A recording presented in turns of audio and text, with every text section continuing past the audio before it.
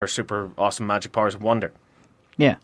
So eventually she'll get into some space battle. She'll crash back onto Earth again, where Nick Fury finds her, Samuel L. Jackson finds her, and she starts to have all these memories. And that's where you'll see the flashbacks to her as a little girl on the racetrack. You'll see her that as makes sense. Flashbacks to her in her Air Force days and stuff. See, because I thought the way they were going to like do this was when she gets infused with the Kree blood, that it actually like It'll trigger her memories. No, erase. Oh yeah. Like, so when she comes to Earth, she's getting like it triggers the memories that have like they're dormant, but they're not. It triggers them to come back. Which is good though, because I hate linear origin stories. Yeah, I hate that. I hate things like Doctor Strange, for example, where Doctor Strange starts off and he's the surgeon guy, and then you see the crash, and then you see him training to be Doctor Strange, fixing his hands and stuff, and then you have the big battle at the end. I don't like that. Yeah, I like that. Because it's been done to death now. I'm just suppose, bored of it. Yeah. It was all right. Like, for example, whenever X-Men, or, well, not even X-Men, because when X-Men started, they already had their powers. But Spider-Man. Like, the first Spider-Man movie starts off, and he's Peter Parker, and he's a little dweeby nerd sort of kid, and then you see him go to the science fair, and he gets bitten by the radioactive spider. Boom. Oh, what's all these superpowers? What's this stuff shooting out of my body? Easy, Tries to jump, and then he hits into the... webbing. Yeah, like you see him sort of learn how to get his powers, and then he makes the suit, and he has the wrestling fight and everything, and it's very linear. And that was great because we hadn't really seen anything like that before. Yeah, that's fair. But that was 2002. This is 16 years later, 17 years later now, and I'm tired of it. Because like You're done. like, They're so done. Yeah, because like we know the stories by now. And if you're an avid comic book reader, be it for Marvel, be it for DC or whatever, you know these stories now. Yeah. So just get straight into the action. And if you want to, do them as little flashbacks. Like Batman v Superman nailed it with Batman. Yes. Because opening titles shows you everything you need to know. Oh, the music was perfect in time. Yeah. But I mean, every shot for that was amazing. Yeah. Because like, if you think about it, yeah, that's very true. With Batman, it's been done to death But now. then you can mix that up. So you have that great moment where it's intercut between that fateful night where Bruce's parents are mugged and shot, and that's intercut with the funeral and him running away and finding the Batcave. Yeah. But then you have that lovely little moment, and everyone overlooks it because they're like, oh, it's DC, so it's all misery and everything like that. You have this great moment where Bruce falls through the hole in the ground and ends up in the cave. That's intercut with the pearls breaking on his mum's neck, Yes. and the pearl rolls into the grate but falls in the Batcave. Yeah.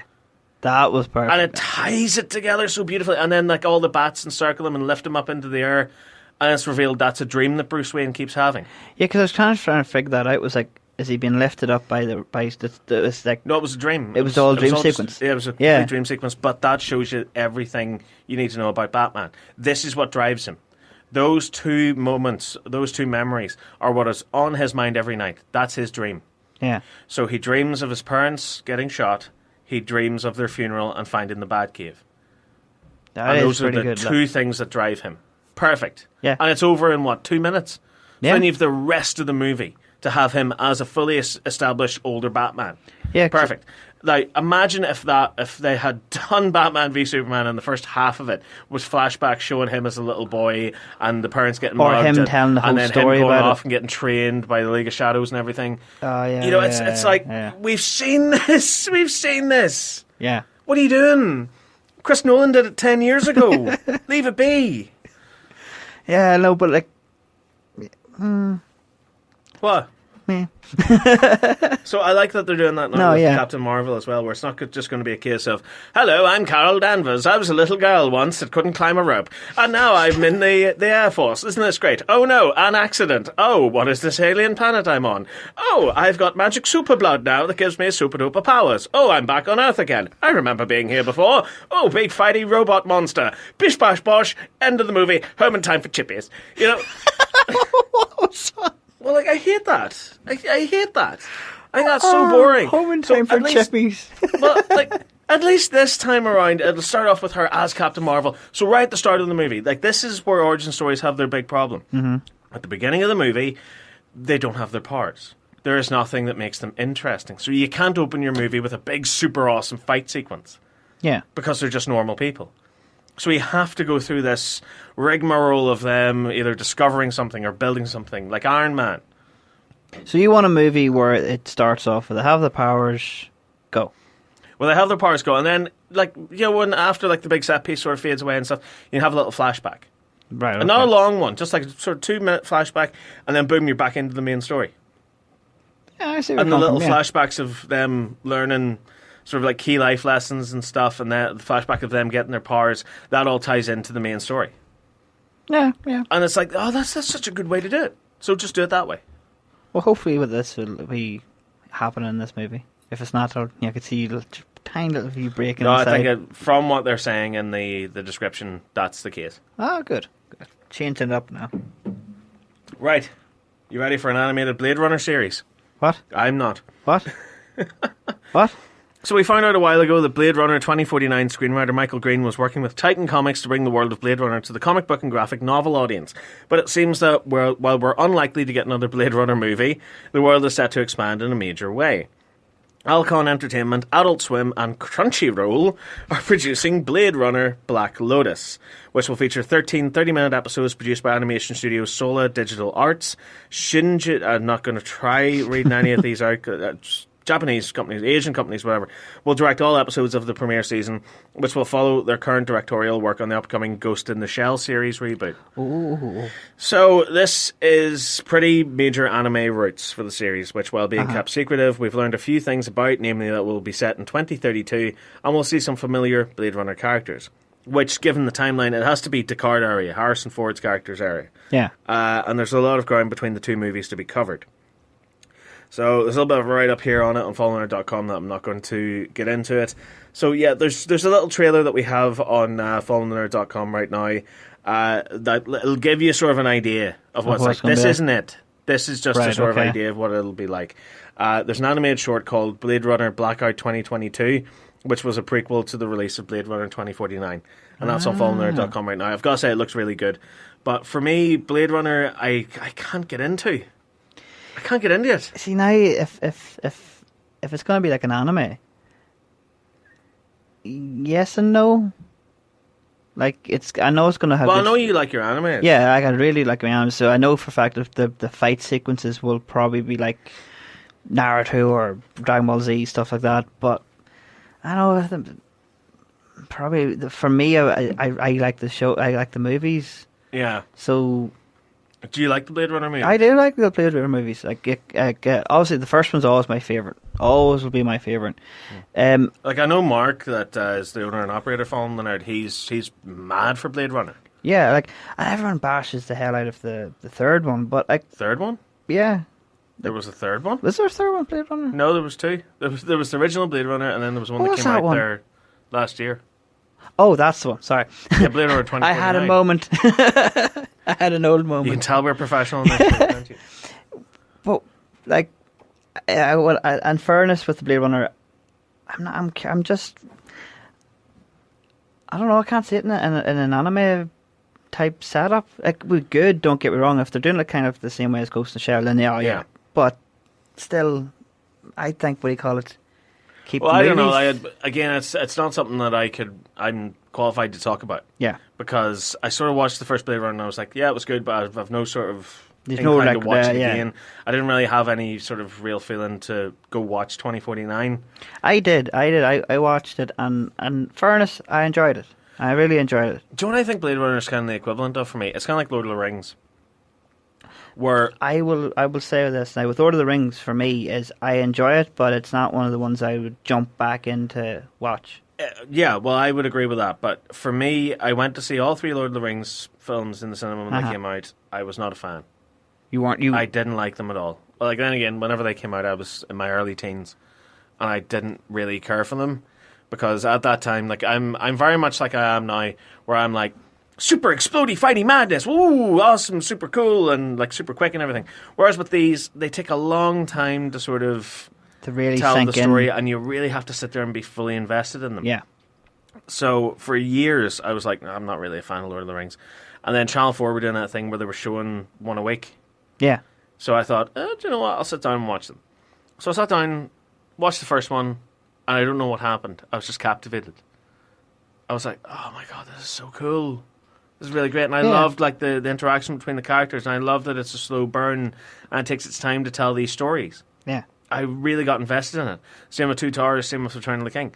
In fact, I got to the stage where I was sitting down and I was just like, I'm so destroyed last week. I was like, I need something to take my mind off life. So, booted up Netflix. They have the entire Lord of the Rings trilogy. Yeah. So I bashed through all 3 of them. And again, same thing. Fell in love with them. Like, really just so invested in them. And I was like, oh, what the hell? Because for years, I was just like, is it Star Wars? Is it Marvel? Is it Doctor Who? Class. Because it's all just like super fast, fighty explosions, craziness, and what have you, and fun. But with these, I would describe them as they're the kind of movies where you have to sit down on your own and watch them almost. You do. And I was kind of nervous because I said to Elizabeth, here, have you ever seen Lord of the Rings? She said no, because Elizabeth lived in a cave for most of her life until I discovered her one day on one of my expeditions. But for years she was just like, no, I didn't watch much TV. I didn't read comics. I didn't watch movies. I said, what did you do with most of your life? And she went, gaming. Gamer girl. I'm a gamer. Like, have you played Katamari? I was like, what is Katamari? And she gave me the same look I gave her whenever she said she'd never seen Ghostbusters. Yeah, that look of bewilderness. What are you? So now she's getting me into gaming. I'm getting her into movies and TV shows and stuff. So I sat her down to watch the Lord of the Rings trilogy. She was in tears by the end of Return of the King. Yeah. She got super into it. I was really nervous, like, sitting down to watch things with her because she'd be a lot like the way you and me are when we sit down to watch something. We're just constantly talking over it, making jokes over it and stuff. And I think with Lord of the Rings, it's one of those ones where you have to sit down, shut up, listen to every single detail in it in order to fully understand it. So she did that. And I'm telling you, man, by the time it gets to Return of the King, and you know the bit where, what do you call him? Aragorn. Oh, he's crowned as the king of Minas Tirith. And he sees the 4 hobbits, and like they bow, and he goes, my friends, you bow to no one. And everyone bows to them, including him. Yeah. That's a kick in the face. What is happening to me? I had the same thing. When they first came out, couldn't get into them.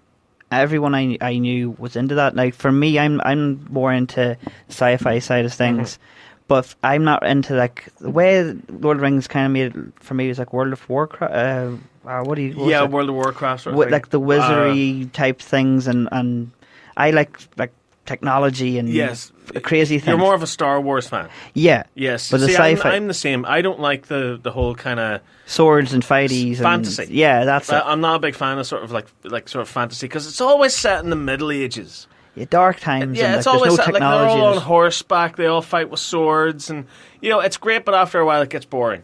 Yeah, it's like I need a spaceship. I need a lightsaber battle. I need something, a laser sword or something. Yeah, something mental. But with over time, sitting down watching it, I really enjoyed it. Like, I think it was when my friend sat down and had the director's cut box set, so I had everything. Oh my God, you must have been stuck in that house for a fortnight. Yes, we were. I think each one is like 6 hours long. We spent, I'd say, 3 days just completely didn't leave the house, just sat and watched them all. And it was the director's cut, and that's what I really appreciated, because there's parts in it where I was like, I don't remember this. See, that's one thing I've never actually made the effort to sit down and watch, is the extended editions of all 3. Oh, there's so much good stuff. Like, there's parts in it that make sense that you're going, why was this cut out?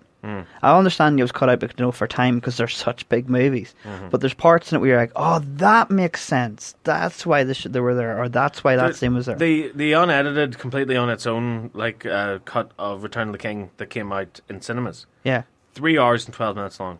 Imagine now what the director's cut would be like. That'd be a fortnight. Yeah. Oh, no, it was good. No, 2 solid weeks of movie. I couldn't move. My eyes were just constantly Lord. sunk in. But no, it was really, really good, and I really started to appreciate it.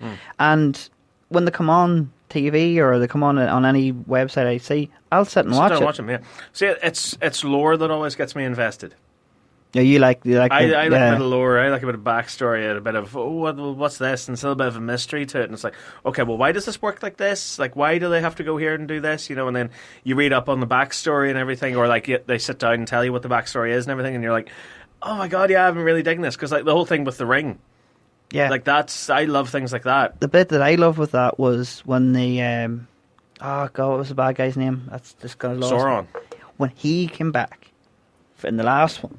I was like, because you're hyping it all up, you're wanting to see, like, obviously he's this giant, massive eye, but you want to see him in physical form. Yeah. And when you see that for the first time, you're like, this is cool. Even when they're talking about